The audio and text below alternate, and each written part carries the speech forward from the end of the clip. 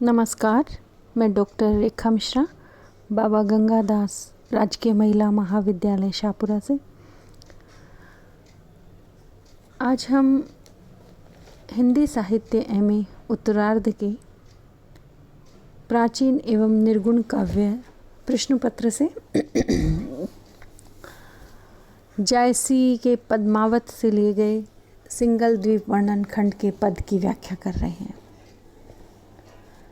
गढ़ पर नीर खीर दुई नदी, पनिहारी जैसे दुर्पदी, और कुंड एक मोती चूरू, पानी अमृत कीच कपूरू। प्रस्तुत पद जायसी द्वारा रचित पद्मावत से लिया गया है।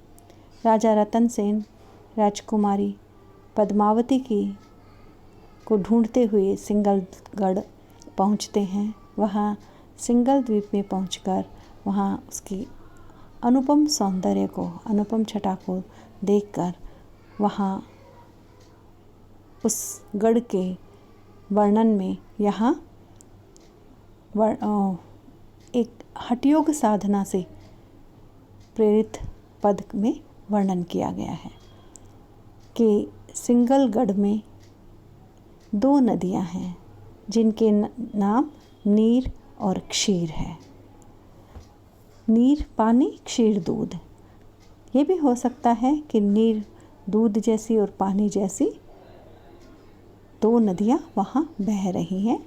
कवि इस तरह से कह रहा है। इन दोनों नदियों पर जो पानी भरने आती हैं वो स्त्रियाँ द्रौपदी की जैसे बहुत सुंदर हैं। और कुंड एक मोती चूरू, पानी अमृत कीच कपूरू, कि वहाँ पर एक कुंड भी है जो मोती का चूरा कर के बनाया गया है। उस कुंड के अंदर अमृतमय पानी है और जब उस पानी में कीचड़ हो जाता है तो उस कीचड़ का ऐसा होता है सुगंध और रंग जैसे कपूर हो। कवि ने यहाँ हठयोग साधना के इड़ा, पिंगला और सुषुम्ना इन तीन नाड़ियों से सांकेतिक यहाँ प्रतीक रूप में प्रयोग किया है।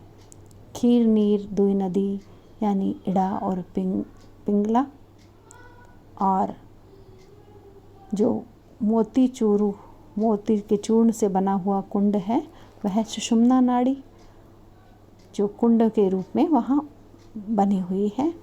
इस प्रतीक के अर्थ में यहाँ व्याख्या की गई है। ओही का पानी राजा पे पिया, विरिध होई नहीं जो लही जिया। कवि जैसे कह रहे हैं कि इस कुंड का पानी वहाँ सिंगल द्वीप के राजा ने पिया और जब तक वह राजा जिंदा रहे तब तक बूढ़े ही नहीं हुए।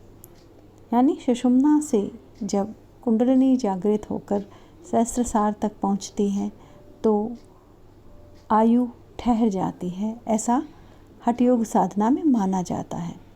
कंचन बिरछ एक तेहि पासा, जस कलपतरु इंद्र कविलासा। उस कुंड के पास एक सोने का वृक्ष है, जिस सोने के वृक्ष ऐसे लग रहा है वह जैसे मानो इंद्र के राजा, जो स्वर्ग का राजा इंद्र है, उसके यहाँ कल्प वृक्ष है। उस कल्प वृक्ष की समानता में उपमा अलंकार हो गया। जस उस कल्प वृक्ष की समानता जैसा ही यहाँ एक सोने का वृक्ष बना हुआ है। इस सोने के वृक्ष की मूल पतार सरग ओई शाखा, कि इसकी जड़ें तो पाताल तक गई हुई हैं और इसकी शाखाएं डालियाँ स्वर्ग तक गई हुई हैं। अमर बेली को पाव को चाखा, इस वृक्ष पर अमर बेल लगी हुई है जिस पर अमर फल लगते हैं। इन फलों को कौन प्राप्त कर सकता है और कौन प्राप्त करके इन फलों को चख सकता है। अर्थात जब जो मूलाधार चक्र है वहाँ से चेतना जागृत होकर सहस्त्रसार तक पहुँचती है।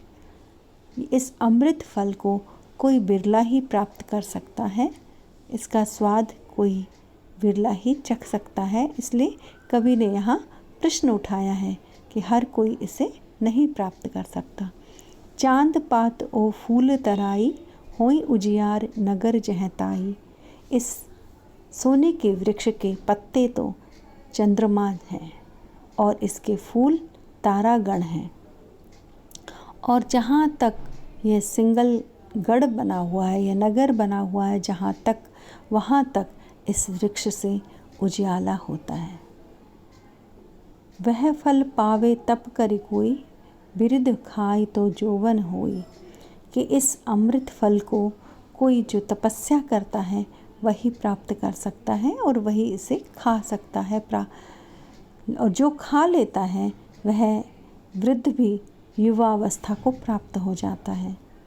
यहाँ कवि ने इस शरीर को, इस काया को गढ़ माना है। जिस प्रकार सिंगल गढ़ है, वैसे ये शरीर भी एक गढ़ है जिसमें 2 नदियाँ इड़ा और पिंगला बहती हैं और एक कुंड सुषुम्ना जो नाड़ी है उसका है। और जो कुंडलिनी जागृत होती है वह एक सोने के वृक्ष जैसा इस पर जागृत, इस एक अमर बेल जैसे सहस्त्रसार तक पहुँचती है। और जहाँ चैतन्यता यानी चेतना जहाँ प्राप्त हो गई वहाँ उजियाला ही उजियाला है। राजा भय भिखारी, सुनी वह अमृत भोग। जेई पावा सो अमर भा, ना किछु व्याधि न रोग। कवि जायसी कहते हैं कि इस वृक्ष के अमृत फल को की व्याख्या को सुन करके कि इस पर अमृत फल लगते हैं और जो प्राप्त कर लेता है वह कभी वृद्ध नहीं होता, ऐसी बात सुन करके भर्तरी जैसे राजा ने भी इस अमृत फल को प्राप्त करने के अर्थात आत्म तत्व, ये अमृत फल आत्म तत्व, अपने आप को जानने की चेष्टा, उस आत्म तत्व को प्राप्त करने के लिए राजा होने के बाद भी भर्तरी अपने राज्य का पाठ को छोड़ करके, राजपाट को त्याग करके, राज्य को छोड़ करके भिखारी बन गए। अर्थात सब कुछ छोड़कर भिक्षा का अन्न मात्र ग्रहण करने वाला बनकर आत्म तत्व को जानने का प्रयास किया उन्होंने और आत्म तत्व का ज्ञान हुआ। जिसने भी इस अमृत फल को प्राप्त किया है उसे कोई बीमारी नहीं हो सकती, ना ही कोई रोग उसे लग सकते हैं, यानी कोई मानसिक या शारीरिक कोई भी व्यथा उसे नहीं व्यापती है। यह आत्म तत्व प्राप्त करना बहुत मुश्किल है, यह इस पद में कवि ने कहा है। और इस आध्यात्मिक मार्ग को प्रतीकों के माध्यम से जैसे कवि ने निरूपण किया है। इस अमृत फल के बारे में नाथ पंथ हठयोगियों ने जिस संप्रदाय से राजा भर्तरी भी हुए हैं उन्होंने भी बहुत ही उल्लेखनीय वर्णन किए हैं। यहाँ प्रस्तुत पद की भाषा अवधी है और चौपाई दोहा छैली छंद का प्रयोग हुआ है और रूपक अलंकार का, अनुप्रास अलंकार का भी प्रयोग हुआ है। गढ़ पर बसहीं 4 गढ़पति, असुपति गजपति भू नरपति। सब धोरा हर सोने साजा, अपने अपने घर सब राजा। प्रस्तुत पद जैसे कि पद्मावत से लिया गया है और सिंगल द्वीप के किले का वर्णन यहाँ है कि यहाँ सिंगल द्वीप में 4 प्रकार के